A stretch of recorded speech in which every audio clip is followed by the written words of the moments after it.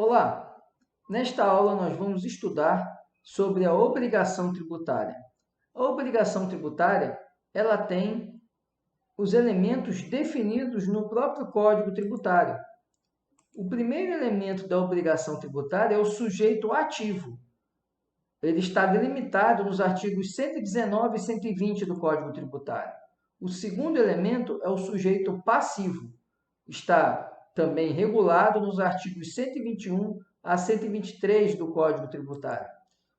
O terceiro elemento é o objeto, que está previsto no artigo 113 do Código Tributário. E o outro elemento é a causa, que é o fato gerador, que vem regulado no artigo 114 e 115 do Código Tributário. Vamos agora conhecer detalhadamente esses elementos da obrigação tributária para que possamos compreendê-la de modo mais perfeito. Então vamos lá, o primeiro elemento, nós vimos, é o sujeito ativo. O sujeito ativo, ele é o credor, é aquele que tem o direito de receber a obrigação e de exigir a obrigação. O artigo 119 do Código Tributário estabelece que o sujeito ativo da obrigação é a pessoa jurídica de direito público, titular da competência para exigir seu cumprimento. E é muito importante nós observarmos que sempre, como sujeito ativo de uma obrigação tributária, teremos uma pessoa jurídica de direito público. Ou seja, pessoa jurídica de direito privado não pode ser sujeito ativo de obrigação tributária. Somente pessoa jurídica de direito público. Sujeito passivo é aquele que está no polo passivo da relação jurídica tributária, que é o devedor da obrigação. O sujeito passivo da obrigação tributária, ele está regulado no artigo 121 do Código Tributário. O artigo 121 estabelece que sujeito passivo da obrigação principal é a pessoa obrigada ao pagamento de tributo ou penalidade pecuniária. Ou seja, é aquele que vai pagar. Sujeito passivo é o pagador, é aquele que tem que cumprir a obrigação, que tem que pagar o tributo ou a penalidade pecuniária. E é interessante nós compreendermos o parágrafo único, porque o parágrafo único nos apresenta que nós temos duas espécies de sujeitos passivos. Vamos lá. O sujeito passivo da obrigação principal disse contribuinte, quando tem a relação pessoal e direta com a situação que constitui o respectivo fato gerador. O que significa, nesse caso, é que o contribuinte é um indivíduo que pratica o fato gerador. Quem é um contribuinte de um tributo é aquele que tem relação pessoal e direta com a relação jurídica que dá origem ao fato gerador. Ou seja, é aquele que efetivamente pratica o fato gerador. Esse é o contribuinte. E no inciso segundo, nós temos a segunda espécie de sujeito passivo, que é o responsável tributário.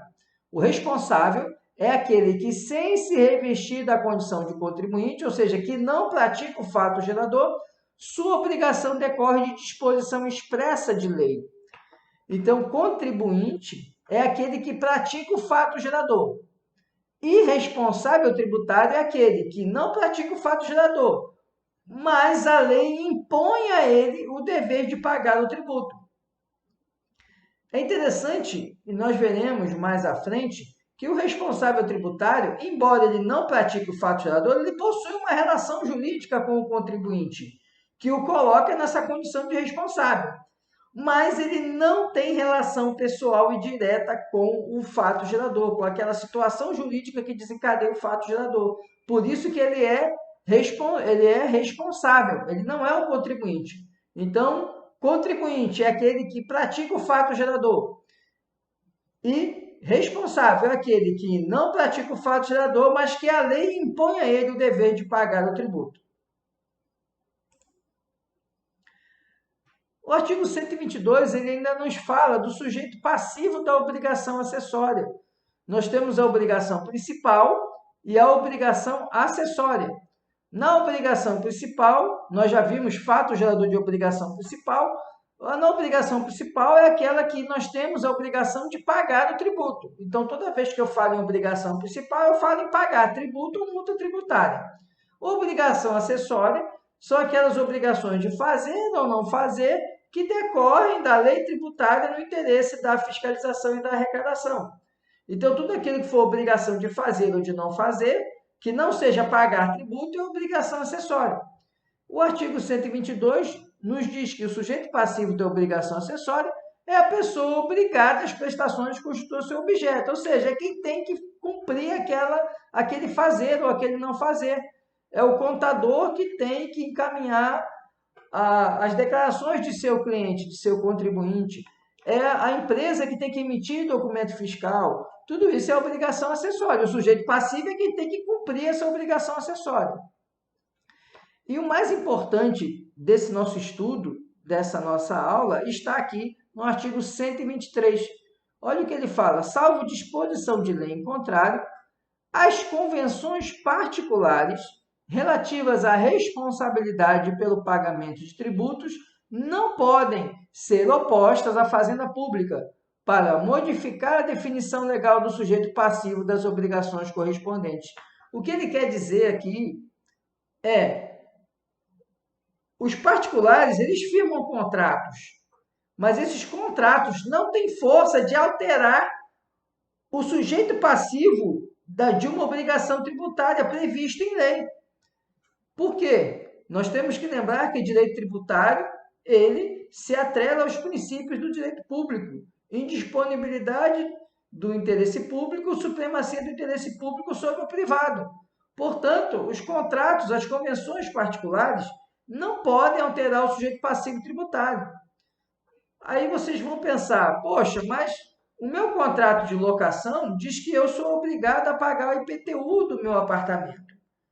O proprietário é o locador, eu sou o locatário. E lá no contrato diz que é obrigação do locatário pagar o IPTU. Não alterou a relação jurídico-tributária? Não. Porque o que há entre você, locatário, e o locador é uma relação convencional, uma relação contratual. Para o fisco, o contribuinte é quem? É o proprietário, porque ele que pratica o fato gerador, que é a propriedade do imóvel territorial urbano. Então, para o fisco, ele é o contribuinte. E o contrato de locação não vai alterar essa obrigação tributária, não vai fazer com que você seja o sujeito passivo da obrigação tributária, porque o sujeito passivo ou ele é o contribuinte, que é quem pratica o fato gerador, ou ele é o responsável tributário, e a responsabilidade decorre de lei. Então, o contrato não pode alterar essa relação jurídico-tributária.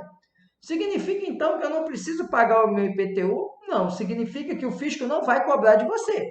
O fisco vai cobrar do proprietário. E o proprietário depois vai entrar com uma ação de cobrança, né, cumprindo o contrato do aluguel, de que você tem que ressarcir a ele o valor do IPTU, já que você não pagou. Você não cumpriu a cláusula contratual. Então, ele vai exigir de você o cumprimento dessa cláusula. O que não vai poder acontecer, vamos lá, uma outra situação.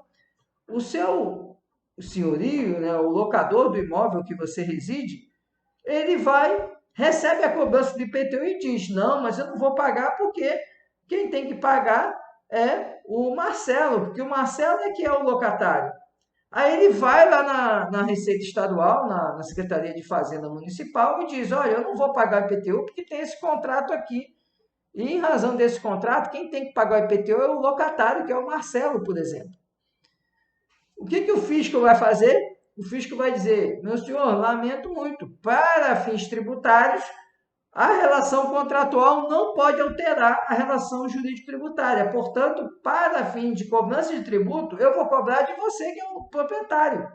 O fato de você ter um contrato de locação e nesse contrato ter uma cláusula que repassa esse ônus para o locatário, não altera a relação jurídico-tributária. Então, contratos particulares não alteram relação jurídico-tributária, não tornam ninguém sujeito passivo de tributo.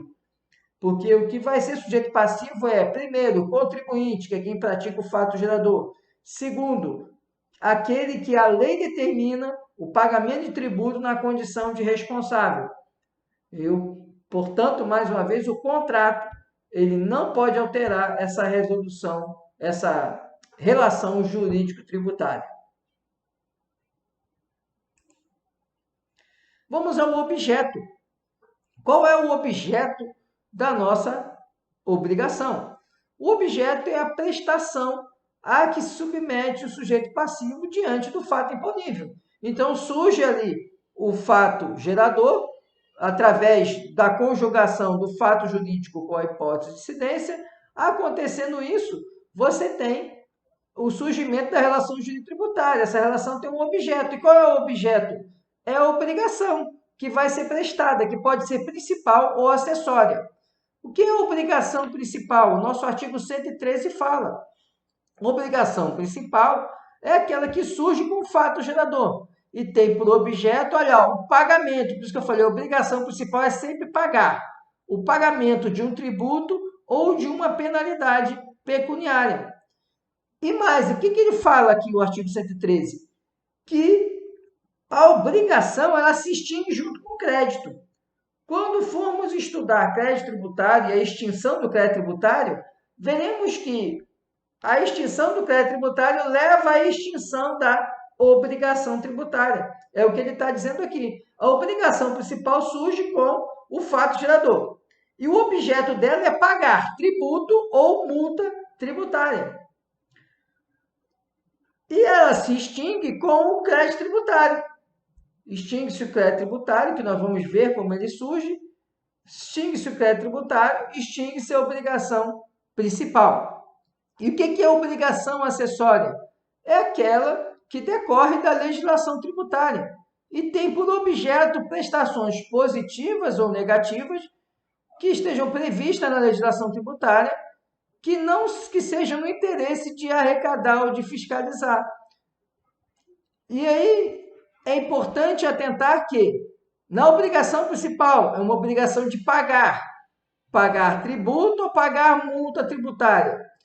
Na obrigação acessória é um fazer ou deixar de fazer ou não fazer em razão de interesse da arrecadação ou da fiscalização tributária. E o que acontece se eu não cumprir a obrigação acessória? Acontece o que está no parágrafo 3º do artigo 113. A obrigação acessória, pelo simples fato de seu descumprimento, de sua inobservância, converte-se em obrigação principal relativamente à penalidade pecuniária, ou seja, a multa tributária. Então, percebam, não é que a obrigação de fazer ela vem numa obrigação de pagar. Significa que, como eu descumpri uma obrigação acessória, eu estou sujeito a uma penalidade dessa obrigação acessória. E a multa que eu tenho que pagar, ela é uma obrigação principal. Obrigação acessória sempre vai ser um fazer ou não fazer. Porém, se eu descumpro uma obrigação acessória, eu fico sujeito a uma obrigação principal, que é pagar uma multa tributária, uma penalidade tributária. Isso é o que tínhamos para conversar nessa nossa aula.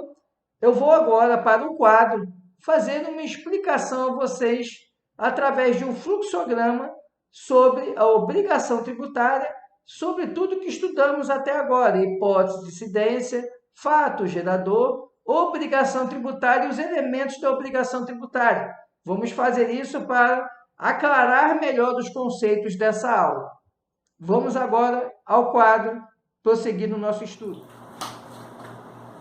Vamos então encerrar o nosso estudo de obrigação tributária com o nosso esquema que facilita a compreensão dos institutos até agora estudados. Começamos estudando a hipótese de incidência e vimos que a hipótese de incidência ela sempre decorre de uma lei.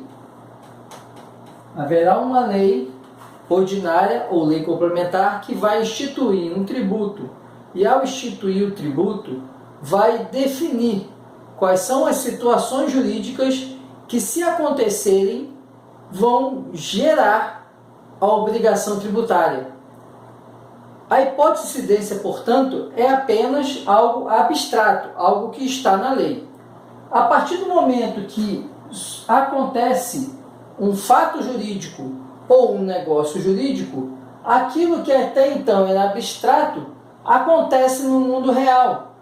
Esse fenômeno de adequação entre a hipótese de incidência e um fato que acontece no mundo real, um fato jurídico ou um negócio jurídico, é chamado de subsunção. A subsunção desse fato jurídico à hipótese de incidência dá nascedouro ao fato gerador. O fato gerador, portanto, ele decorre da adequação entre a situação fática com a hipótese de incidência. E ele é fato gerador por quê? Porque ele dá origem a uma relação jurídica obrigacional, que é a obrigação tributária. Então, o fato gerador é aquele que, decorrendo da adequação entre um fato ou um negócio jurídico e a hipótese de incidência, dá nascedouro a uma obrigação tributária. E vamos aos elementos da obrigação tributária que acabamos de ver. Os elementos são sujeito ativo. No sujeito ativo, o que é importante lembrar é que o sujeito ativo sempre será uma pessoa jurídica de direito público.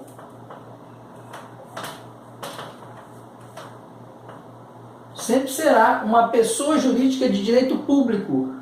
Então, o sujeito ativo, que é aquele que é o credor, que vai poder cobrar o tributo, ele é o credor, ele sempre será uma pessoa jurídica de direito público. E o sujeito passivo? O sujeito passivo, ele é o devedor da obrigação tributária. E o que é importante nós lembrarmos é que o sujeito passivo pode ser de duas espécies.